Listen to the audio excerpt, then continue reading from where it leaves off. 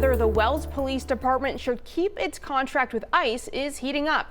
Both sides made their voices heard at a meeting last night. Today, the Maine ACLU has more to add. News Center Maine's Pearl Small reports.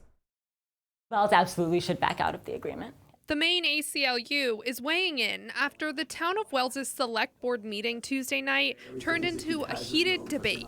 It's critical that our government officials, really think about the big picture and not make a decision in a vacuum. The concern is over the Wells Police Chief's decision to sign a contract with U.S. Immigration and Customs Enforcement through the agency's 287G Task Force Model Program.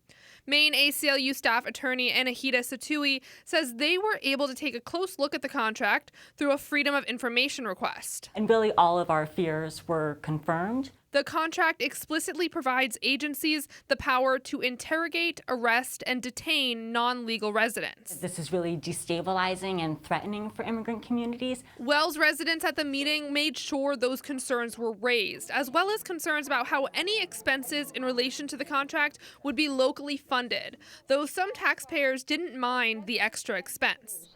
We cannot maintain a family-friendly character in Wells if it is not safe. Some argued the community will be better off because their police officers will be better prepared. This was the same stance Wells Police Chief Joanne Putnam took when we first spoke to her about the contract a month ago. While she has not answered our most recent request for comment, Putnam told us they plan to use it as a way to increase training for their officers, but that they would not be detaining anyone without a federal warrant.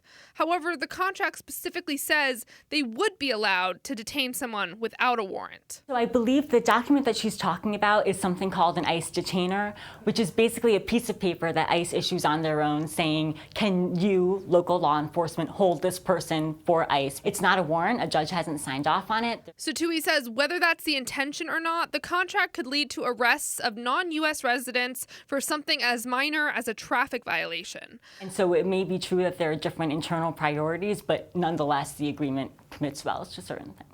Town Select Board members have not announced yet if they plan to take any action on the agreement. In Wells, Pearl Small, News Center, Maine.